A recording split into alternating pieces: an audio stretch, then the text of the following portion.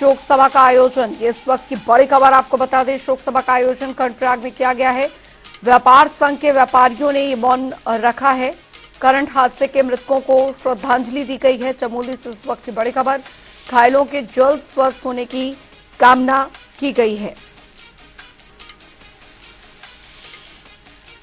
यशराज आनंद संवाददाता हमारे साथ जुड़ गए हैं ज्यादा जानकारी के साथ। यशराज, कर्णप्रयाग में शोक सभा का आयोजन किया गया, हादसे में जिन लोगों ने अपनी जान गंवाई उनकी आत्मा की शांति के लिए।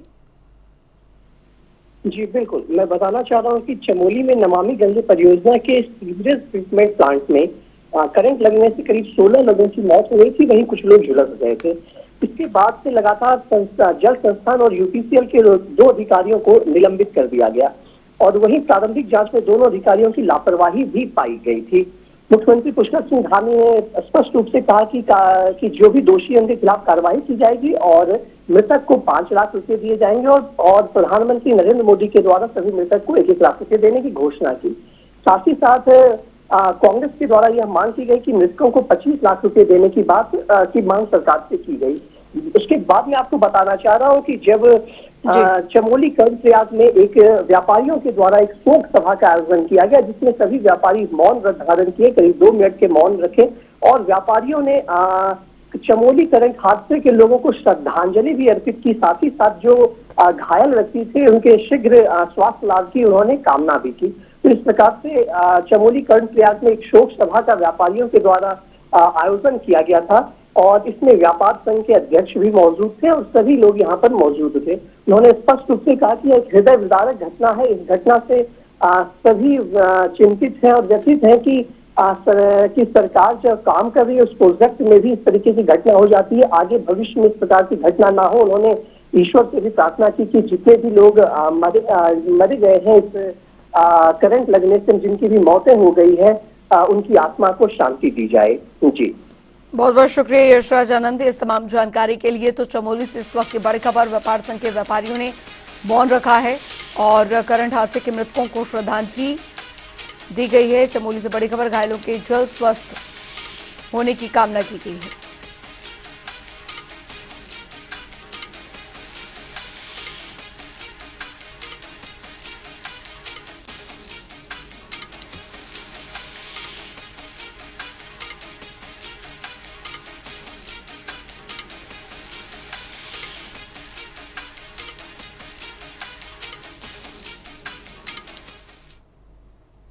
बढ़ेंगे आगे। उधर मोदी सरकार की बेटी बचाओ बेटी पढ़ाओ योजना को आईना दिखाती है वीडियो आपको भी सोचने पर मजबूर कर देगा कि कैसे ये उत्तराखंड के अल्मोड़ा पिथौरागढ़ लोकसभा से सांसद अजय टम्टा के गोद लिए गए सांसद आदर्श गांव सुपी की सबसे भयानक और डरावनी तस्वीर है। सालों बाद सुपी गांव की आज भी न तकदीर बदली है और न ही तस्वीर। विभागीय बैठकों में विकास के नाम पर दहाड़ने वाले माननीयों की एक बार फिर से इस वीडियो को गंभीरता से जरूर देखना चाहिए कि धरातल पर आखिर कितना विकास हुआ है। देखिए, भारतीय जनता पार्टी की सरकार जब 2014 में देश की सत्ता में आई थी, तब प्रधानमंत्री मोदी ने कहा था कि सभी सांसद जो है 1-1 गांव गोद लेंगे और ये लोकसभा के सांसद हों चाहे राज्यसभा के सांसद हों। आप देखिए कि 2014 से लेकर अभी तक इनके जो गोद लिए हुए गांव हैं वो गोद से अभी तक उतरे नहीं है। उन्होंने चलना फिरना भी शुरू नहीं किया। अभी जो है G20 का बड़ा आयोजन यहाँ पर किया गया और एक गांव ऐसा नहीं था जो सांसदों का गोद लिया हुआ गांव जो चल फिर रहा हो, जो G20 के मेहमानों को दिखाई जा सके। तो आप समझ सकते हैं कि इनकी बयानबाजी, इनकी कथनी और करनी का अंतर अब जनता भली भांति समझ रही है, क्योंकि विकास कहीं किया होगा तभी दिखाई देगा। देखिए, मानसून सत्र चल रहा है, मानसून का समय है। अतिवृष्टि भारत के तमाम राज्यों में है और उत्तराखंड राज्य भी इस अतिवृष्टि से अछूता नहीं है। आपदाएं भी आ रही हैं।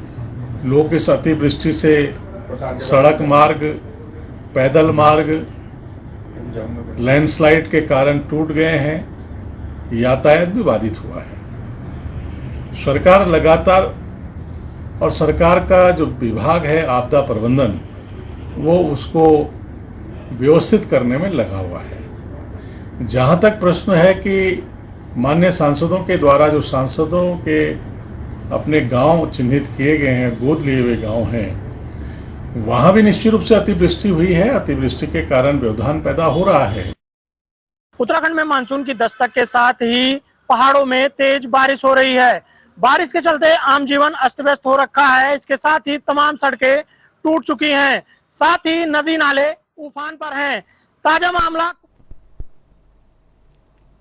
तो आदर्श गांव की भयानक तस्वीर देखने को मिली है। न तस्वीर बदली और न तकदीर। सांसद द्वारा आदर्श गांव के तहत गांव को गोद लिए जाने के बाद भी अभी भी यहां पर न तो कोई व्यवस्था है और न ही विकास हुआ है।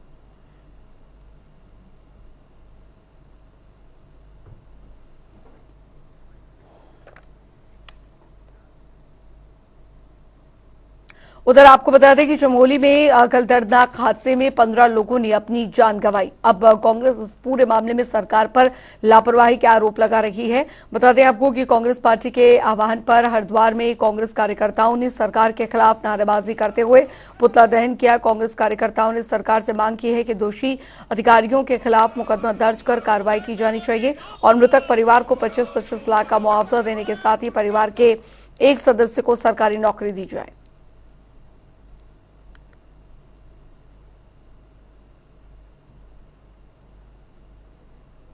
पूरा प्रदेश जिस हादसे से गमगीन हो गया था, चमोली में जो दर्दनाक हादसा हुआ, जो लापरवाही अधिकारियों की तरफ से हुई, जिसके कारण 15 लोगों को अपनी जान गंवानी पड़ी। हमारी सरकार से मांग है कि जो भी अधिकारी इसमें लापरवाह हैं उनको तुरंत गिरफ्तारी हो और जो मृतक हैं उनको 25-25 लाख रुपए का जो प्रदेश कांग्रेस ने मांग करी है। ये जो पुतला दहन किया गया है, ये चमोली में जो सीवरेज ट्रीटमेंट प्लांट पर जो हमारे प्रदेश के पुलिस वाले और जो लोग गुजरे हैं उनके याद में किया है। किस लापरवाही से, प्रदेश सरकार की लापरवाही से वो लोग जो बलि चढ़े हैं, उनके लिए सभी कांग्रेस जनों की मांग है कि कम से कम 25 लाख रुपए उनको राहत मुआवजा और घायलों को 10 लाख रुपए दिए जाए और जो गुजरे हैं उनके परिवार के एक एक सदस्य को नौकरी दी जाए।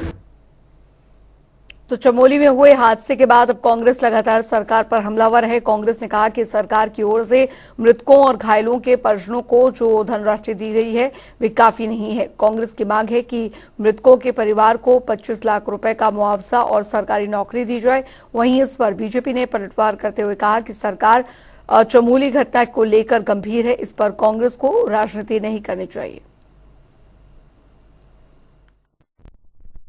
चमोली की जो घटना है बहुत ही दुखद है।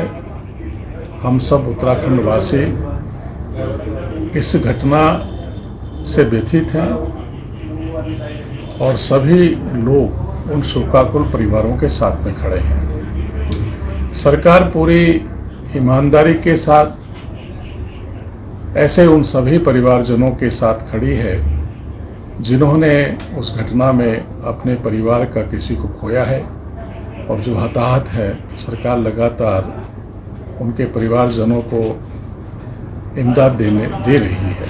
में जो घटना हुई ही बहुत ही दर्दनाक घटना है। सभी मृत लोगों के प्रति हम अपनी श्रद्धांजलि व्यक्त करते हैं और जो घायल हैं उनके शीघ्र स्वास्थ्य लाभ के प्रभु से प्रार्थना करते हैं।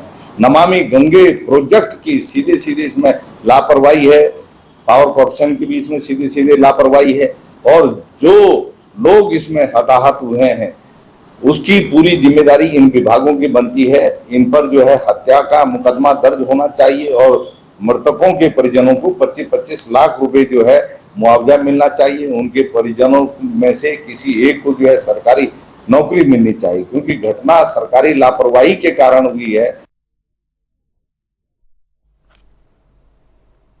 तो चमोली में हुए बड़े हादसे में अब सियासत शुरू हो गई है। हल्द्वानी के बुद्ध पार्क में कांग्रेस कार्यकर्ताओं ने 2 मिनट का मौन रखते हुए मृतकों के आत्मा की शांति की अपील की।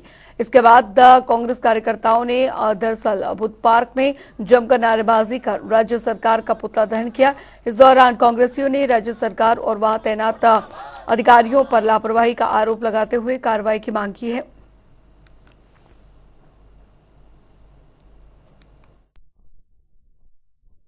ये केवल करने वाला विरोध नहीं है, एक बहुत बड़ी नाकामी, बहुत बड़ी अक्षमता सिद्ध की है राज्य सरकार ने। राज्य सरकार ने इस अपराध को रोक सकती थी। देखिए, प्रातः 7 बजे पता लग जाता है कि वहां पर गार्ड की मृत्यु हो गई, पूरा गांव इकट्ठा हो जाता है। उसके बाद क्या इंतजार कर रहे हैं आप? उसके बाद वहां पे किस तरीके से करंट फैल गया, जबकि उसकी मृत्यु करंट से हुई है। उसके बाद भी 3 घंटे बाद आप इंतजार कर रहे हैं। एक दरोगा वहां पे जो के वहां पे इन्वेस्टिगेशन करने जाता है, वहां पे पंचनामा करने जाता है, तहकीकात करने जाता है, उस दरोगा की भी वहां पे मृत्यु हो जाती है। 16 लोगों की उनकी मृत्यु हो गई है। तो ये बहुत बड़ी अक्षमता। देखिए, ऐसा है ना, व्यवस्थाएं जब बनती हैं लोकतंत्र में तो वो बनती हैं इसलिए कि जो है चेक एंड बैलेंस रहे अधिकारियों पर। लेकिन यहाँ चेक एंड बैलेंस का मतलब ये हो गया है कि बैंक बैलेंस और इस सरकार का मतलब हो गया इस चेक से। तो जब सरकार का नियंत्रण ही नहीं है अधिकारियों पर तो ये हादसे होते रहेंगे। वो भी है, वो आप देख लें, पहले इससे पहले पेपर आउट होते रहे, सर फूटते रहे, अग्निवीर में क्या हुआ, उसी का एक बहुत बड़ा स्वरूप है। दुखद घटना जो हुई है वो सिर्फ यह है कि चेक एंड बैलेंस के नाम पर सरकार के पास ये चेक है। ये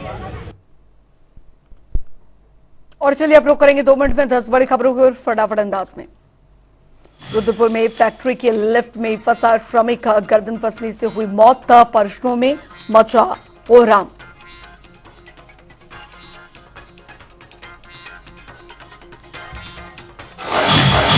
रुड़की में 2 पक्षों में झड़प, पुरानी रंजिश को लेकर हुआ विवाद, मामले की जांच में जुटी पुलिस।